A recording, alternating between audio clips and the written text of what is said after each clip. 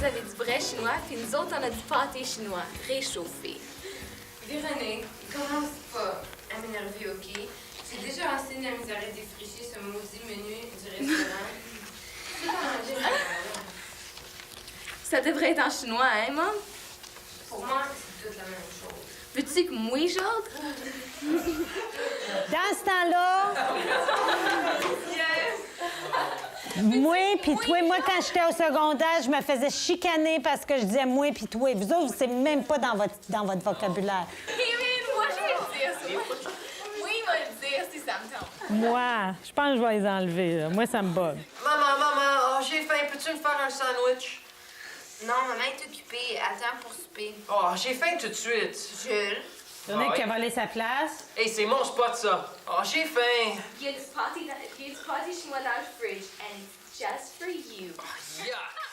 Pour faire une mise en scène, c'est sûr que la première chose à faire, c'est de bien connaître le texte. C'est bien de décortiquer, que le metteur en scène soit vraiment au courant de ce qu'il y a là-dedans, puis qu'est-ce qu'il veut faire avec le texte. OK, tu attends le métro, le rideau roule, clac, clac, clac, clac, le bruit du métro, les portes s'ouvrent. OK, vas-y. Mais là, il faut que je sois là. Je marche. Tu te mettras ici, puis tu te marcheras pour te rendre jusqu'à la porte. OK? Alors, tu regardes le monde passer, le métro arrête, bang. Bon, ben, il n'y a pas trop de monde. Ah, il y a une place juste là. T'en as en masse de temps. Je suis là pour vous laisser savoir toutes mes pensées, mais faites-vous-en pas. Oh, merde! Tu m'as pas que le Le mois du métro va s'arrêter pour 1 heure. Faut que je lise ce paquet à 3 heures pile. Pour mémoriser mes lignes, j'utilise un magnétophone. Je fais jouer la cassette. Et puis, je répète en même temps mes lignes. Puis, à chaque fin de mon texte, je le rembobine, puis j'essaie de le redire sans erreur. Chez les jeunes, je m'aperçois qu'ils ont quand même une certaine facilité. Moi, je leur suggère de l'apprendre à 2, avec une autre personne, pour t'entendre, pour le dire fort, pour que ça reste. Puis, je leur suggère en auto, ceux qui conduisent, tu fermes la radio, puis tu dis ton texte, tu es renfermé, alors ça va bien, tu peux faire des effets de voix et puis tout ça. Pourtant, c'est pas tellement compliqué. Tout le monde parle anglais. Ça s'apprend tout seul, faut même pas faire d'efforts. Puis comment est-ce que je vais expliquer ça à Chuck? Qu'est-ce qu'il va penser d'elle? Puis de moi? Qu'est-ce qu'il va penser de moi?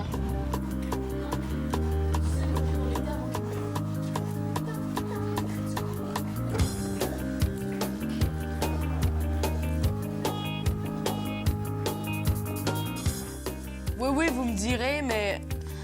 Oui, vous me direz ce que vous voulez, mais moi, je trouve que la saucisse était assez dure à digérer. Oui, peut-être, pour les petites natures comme vous. Allez-vous prendre un café? Non, Berthe, vous savez, si je prends un café maintenant, je ne pourrai pas m'endormir. Et vous? Oui, je devrais. Sinon, la saucisse va me donner des cauchemars toute la nuit. Bien, monsieur. Mais personne n'a de cauchemar en Allemagne. Attends une seconde. Vous y êtes probablement habitué, je suppose. Si vous envisagez de me vexer en insultant la cuisine allemande, je vous le dis tout de suite, ça ne marche pas. Prendre mes lignes, c'est pas si compliqué que ça, parce qu'on fait scène par scène. C'est pas comme s'ils me donnaient tout le document, qui apprenait tout, puis après on va pratiquer. C'est toujours scène par scène.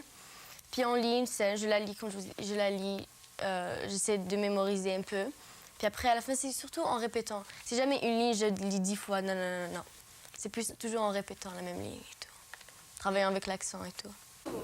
J'ai même proposé de s'installer ici, une semaine ou 2, puisqu'il se cherche un appartement. Oh, mais c'est une excellente idée, ça, chérie. Comme ça, il te tiendra un peu compagnie. Comme ça, il te tiendra compagnie quand je ne suis pas là. Toi qui te plains toujours que je te laisse trop longtemps. Eh bien, oui, hein. Qu'est-ce que tu veux quand t'es pas là, je suis tout seul, hein? Je suis perdu. Oh, parce que maintenant tu te plains de ta solitude, mon vieux. Oui, hein. Qu'est-ce que tu veux? C'est ça l'amour, hein? Je compare souvent, des fois, le théâtre un peu avec un jeu de hockey. À la patinoire, on a des lignes. L'aire de jeu d'un comédien, il y a aussi un espace. Puis, quand on pratique en répétition, on a tout un tracé de jeu de lignes au sol qui permet donc aux joueurs, donc aux comédiens, à se déplacer. Comme au hockey, c'est important, si tu veux faire des buts, des points, un peu comme dans le fond, permettre une réaction chez le public, de faire des bons lancers.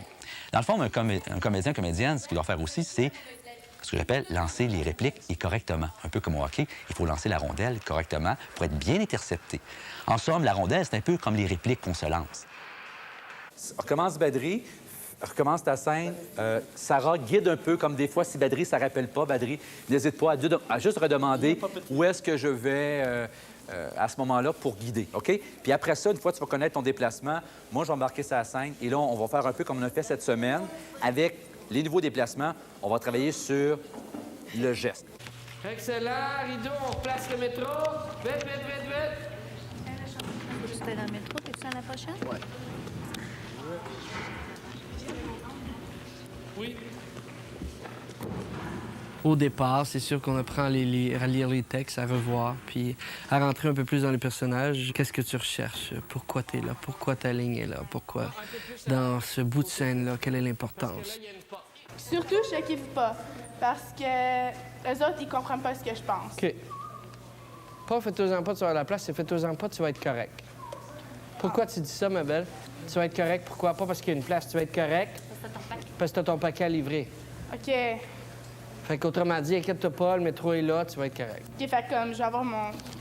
T'as ton paquet avec toi. OK, bon, ben, je vais retourner à ma place avant que quelqu'un la prenne. Non, mais je vois pas ça, là. Quoi? Ben ouais. Oui, mais avant que tu me dises ça, je veux que tu parles au public, là. OK. Je suis là pour vous laisser savoir. Ben là, je vais être comme demain, puis je vais vraiment parler à l'audience. Mais tu dois me donner quand tu regardes ton métro passer, comme tu as fait, OK? Ah, il y a une place juste là. Tu vas rentrer dans ton métro. OK? Ah, inquiète-toi pas, tu vas être correct. T'as en masse de temps. Viens ici, Kate, tu vas prendre quelques livres. Nice. OK, mets tout ça. OK, vous allez reculer ça, Stas. Peux-tu le mettre en arrière de ton gilet? En dessous de ton gilet?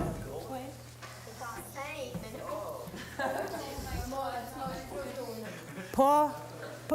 Là, vous me défilez ça, là, comme pas si vite. Pas si vite. Vous êtes dans la vraie vie, là. Tu y parles, t'as pas tout décidé ton discours d'avance. Oui, c'est bon. Je vais changer ça un peu pour te donner le... Toi, tu vas pouvoir avoir de la place pour t'accoter. Tu prends un verre, ouais. Elle va être plus... T'as moins besoin d'espace. OK, on le découpe. On est rendu au découpage, OK? So what's your answer? Qu'est-ce que tu veux que je te dise? I want you to give me an answer. On est juste nous deux ici, c'est correct, tu peux me parler en français. You're still stuck on Ça, that, c'est un aren't peu c'est comme tu... C'est un petit peu de l'ironie, là. T'es un peu sarcastique quand tu fais parler. On est juste nous deux ici, c'est correct, tu peux me parler en français. Ouais, ouh. Listen, if you don't want to be Godfather, you just have to say so. Je comprends pas pourquoi tu tiens tant à ce que ça soit moi le parrain. Because you're my only brother, damn it. And I care about you. Moi aussi, je t'aime, tu sais. T'es ma sœur, puis t'es la seule que j'ai, c'est juste que... Comprends donc que je veux pas te faire de peine, c'est juste que je me vois... OK, c'est là que ça déboule.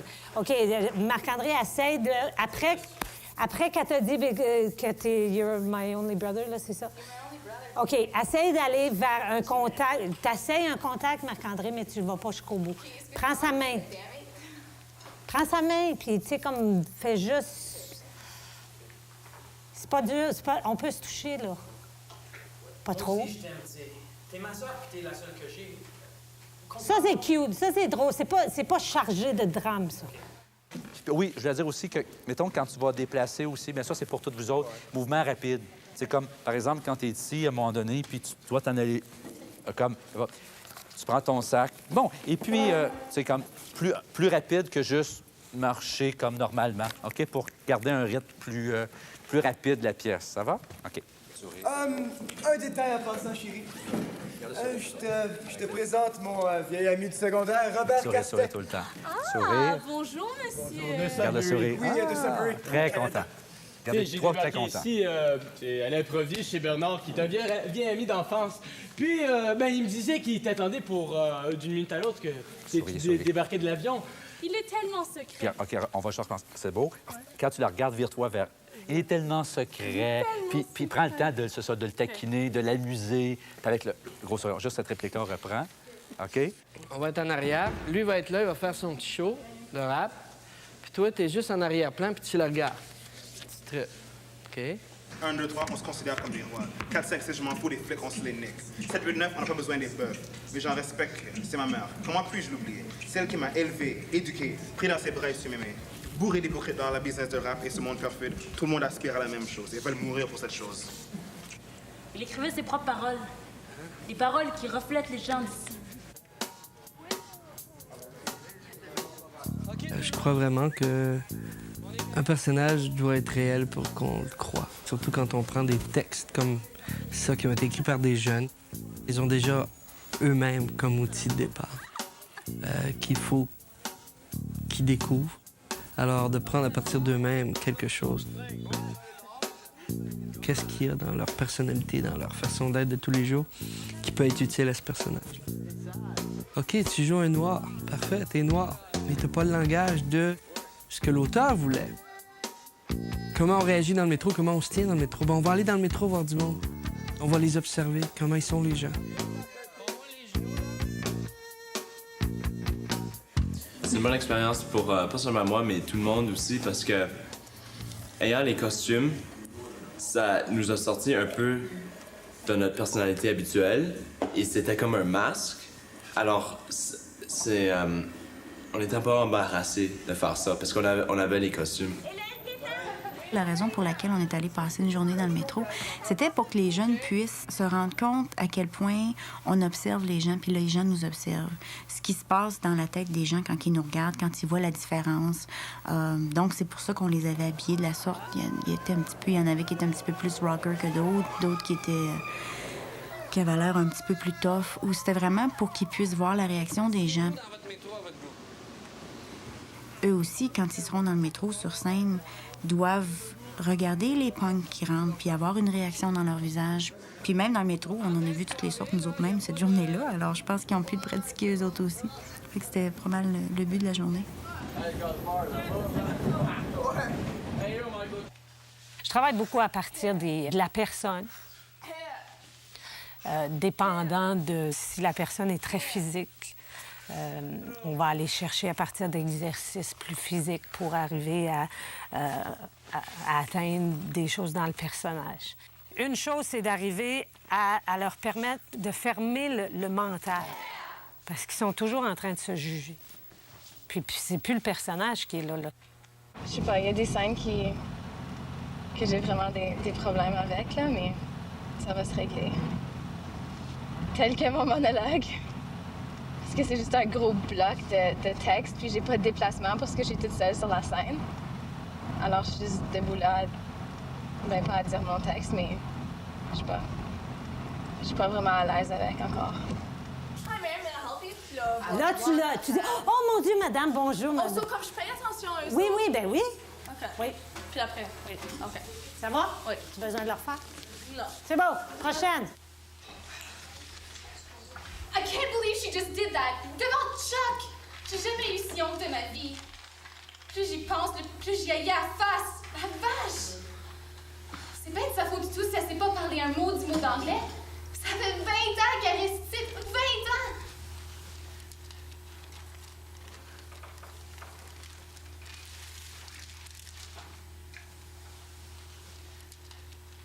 En tout cas, quand j'aurai des enfants, je ne ferai jamais honte comme ça. Ils n'auront pas à passer par là parce que le français, ils l'apprendront même pas. Je les obligerai jamais à l'apprendre. And nobody's gonna make me change my mind about that. Especially not her. C'est beau. Moi, je jouerais avec le sac. Ça va te donner... Ça va... Tu sais, c'était ça, plutôt que de juste la... Plutôt que de juste l'avoir là, que... Sers-toi de l'accessoire. Parce que sais-tu qu'est-ce qui arrive, c'est que tu te juges à mesure que tu le fais, là. Je te le vois. Des fois, t'es drette dedans, puis d'autres fois, tu fais « Oh my God, pourquoi je m'ai trompée, là? » Tu tombes en bas. Right? Non, c'est bon, ça s'en vient bien. Je vais retravailler avec toi, on va le découper. Mais, puis trouver d'autres choses. Oui, il faut que tu aies de quoi faire. OK, prochaine scène. Ça prend 3 choses. On va voir ça. Pour jouer sur scène, le comédien, justement, doit s'inspirer de certains moyens. Par exemple, en art dramatique, en 9e, 11e année, genre, on étudie un peu un certain Russe qui s'appelle Stanislavski. Stanislavski, il dit, en gros, c'est de ne pas tenter de faire assemblant ou d'extérioriser un personnage ou des émotions, mais tenter de les vivre. Et je leur dis à ce moment-là, c'est que lorsque vous faites quelque chose sur la scène, que ce soit triste ou que ce soit drôle, tentez de penser à quelque chose qui vous est déjà arrivé. C'est un peu ça que Stanislavski, il parle entre autres de la mémoire sensorielle ou émotionnelle. Alors si, mettons, il y a un événement qui est triste, c'est comme dans votre subconscient, dans vous-même, pensez à un événement qui vous a vraiment fait de la peine. Et c'est ça que vous incorporez quand vous allez dire cette réplique-là ou vous allez jouer ce moment-là. Alors, veut pas, quelqu'un, ça prend du temps avant de maîtriser un peu ça, mais on pense à des gens qui ont plus d'expérience dans l'équipe. Je pense à Victor, par exemple, qui a joué autant du drame, autant de la comédie. Bien, aujourd'hui, je pense qu'il maîtrise bien ce concept-là de Stanislavski dans sa façon d'incorporer puis de jouer les personnages.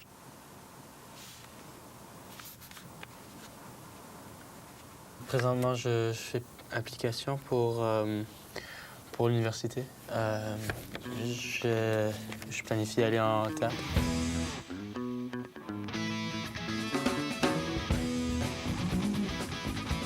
Mon désir pour le théâtre, ça a tout commencé il y a longtemps, en 9e année. J'ai monté sur scène avec un numéro d'ouverture qu'on avait fait pour la soirée cabaret. Puis c'est vraiment à ce moment-là que j'ai senti pour la première fois l'énergie de la foule. Après la soirée cabaret, ça a continué. Je suis allé voir M. Bernier, puis j'étais très intéressé à continuer avec ça. Il m'a donné finalement le rôle du cadavre dans Un coup sur coup, la première pièce, grande pièce de l'école que j'avais fait. Puis c'est un petit rôle, pas grande réplique. Je me faisais manipuler, j'étais un cadavre, j'étais mort. Qu'est-ce que ça a l'air que je fais, Catherine? Mais vous avez pas le droit de déplacer! Qu'on découvre ici, ou là-bas, ou n'importe où, là. Au point on est rendu, je pense pas que ça dérange trop, hein? Oh oui, chérie. Il faut que tu nous racontes ça, hein? Je t'assure. Un détail en passant. Je te présente mon vieil ami, Robert Castin, de Sudbury. Jonathan, il joue au hockey 1 ou 2 soirs par semaine, donc ça lui demande beaucoup de temps. Souvent, on cédule notre temps où il finit une pratique de théâtre et il s'habille quasiment dans l'auto pour arriver à temps à sa partie de hockey, puis il se dépêche après ça pour revenir, pour étudier. C'est certain que ça demande énormément de temps. C'est très exigeant. Puis les jeunes d'aujourd'hui sont pas nécessairement si disponibles que ça.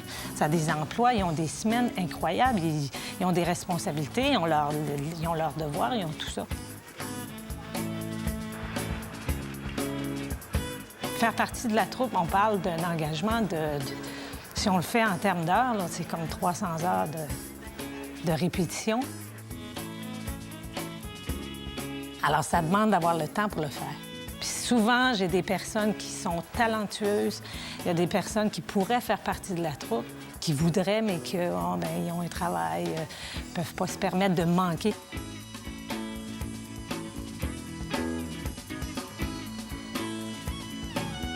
Beaucoup de monde nous ont demandé ça quand elle a commencé à jouer dans Les Draveurs, comme est-ce que c'est Marc d'école surf? Non, c'est Marc d'école surf pas, ils ont monté, elle a fait beaucoup mieux. Disons qu'avant qu'elle faisait les pièces de théâtre, elle pouvait regarder la télévision plus longtemps ou passer beaucoup de temps à rien faire, en d'autres mots. Puis maintenant, elle est toujours active, puis on dirait que ça la garde plus alerte, puis plus présente. C'est impressionnant, vraiment, de la voir s'épanouir comme ça. Jonathan a toujours été très orienté au niveau académique. Il passait beaucoup de temps à étudier. Vraiment, il se concentrait sur le niveau académique. Et le théâtre lui a ouvert d'autres horizons. Ça le permet d'étendre sa culture. Puis ça lui a fait prendre conscience, je pense, qu'il y avait d'autres choses que simplement l'étude des mathématiques, de la physique, de la chimie dans la vie. Si j'étais à votre place, je ne me traînerais pas dans les rues à soir. Hey, on te parle, tu pourrais... Hey, on te parle, tu pourrais écouter. Oh oui, j'ai compris, merci. C'est beau, ça va très bien. À part la ligne du cinéma, tout est parfait. Toi aussi. Ouais, c'est là.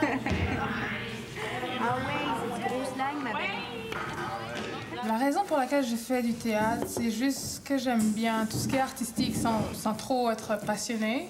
C'est pas seulement le théâtre, le dessin ou la musique. Et puis c'est un petit peu pour voir un monde un petit peu différent des sciences, parce que je fais des études des sciences. C'est un peu ennuyant d'être toujours considérée comme une personne sérieuse et fixée dans les sciences ou quoi que ce soit. Et puis j'adore ça. Faire un personnage qui n'est pas moi, être dans la peau de quelqu'un d'autre, j'adore ça. Tu as été sage, chérie? Voyons, chérie. Juste dire ça un peu. Ben voyons, chérie, face au public. Victor réagit face au public. OK, donc ici, il y a juste toi que ta tête. T'as été sage, chérie? Dis ta réponse. Voyons. La mise en scène de M. Bernier et le leadership qu'il démontre auprès des étudiants, c'est extraordinaire. C'est une vocation et j'ai aussi dit, il leur a inculqué une passion du théâtre. Puis ça s'enseigne pas dans les livres, ça c'est quelque chose qui se vit. Et je suis très, très, très heureux que mon garçon soit dans ce cours-là et soit dirigé par M. Bernier.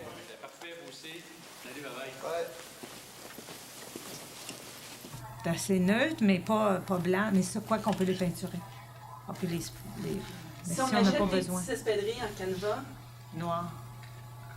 Je suis Brigitte Cavie et je suis enseignante ici à l'École secondaire McDonald-Cartier. Je suis la directrice de production dans Les Draveurs. Donc, je m'occupe des costumes, décors, accessoires, le budget, donc tout aspect production. Oui, moi, oui. On prend notre budget et on le divise. Dans cette année, je pense qu'on a dit que ça va coûter à peu près 10 000. On prévoit à peu près 10 000 puis on le divise par le nombre d'élèves que nous avons. Puis chaque élève a à prélever ce montant-là. Puis le montant d'argent qu'ils prélèvent va dans leur compte. Donc, chaque élève prélève son montant d'argent. Notre grand prélèvement de fonds, c'est des commanditaires.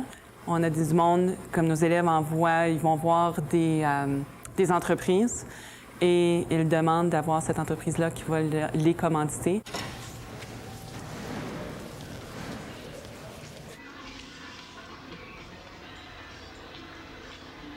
Salut. OK. Mon prof, Hélène Delors, puis Mme Cavine, je pense qu'ils m'ont appelé Dan cette semaine.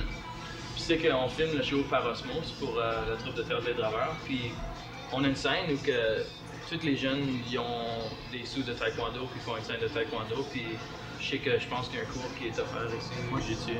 OK. Puis on avait besoin de 11 sous. Puis on ne pouvait pas les trouver, puis Mme Dallaire, elle voulait savoir si on pouvait les emprunter. Puis absolument, le monde dans la communauté sont très généreux parce qu'ils connaissent les Draveurs. On a une bonne réputation, donc on est bien connus. Puis là, ce qu'on fait, c'est qu'on fait des prélèvements de fonds tels que des ventes de tablettes de chocolat, des ventes de sons.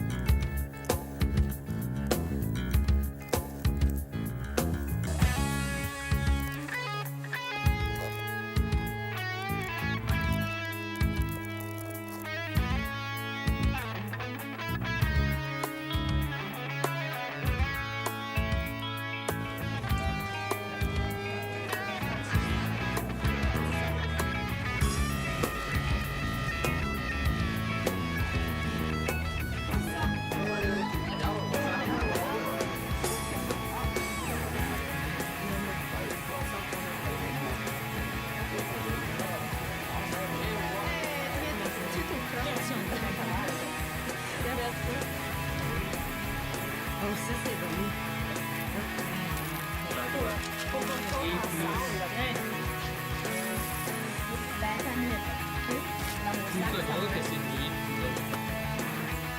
C'est trop calme,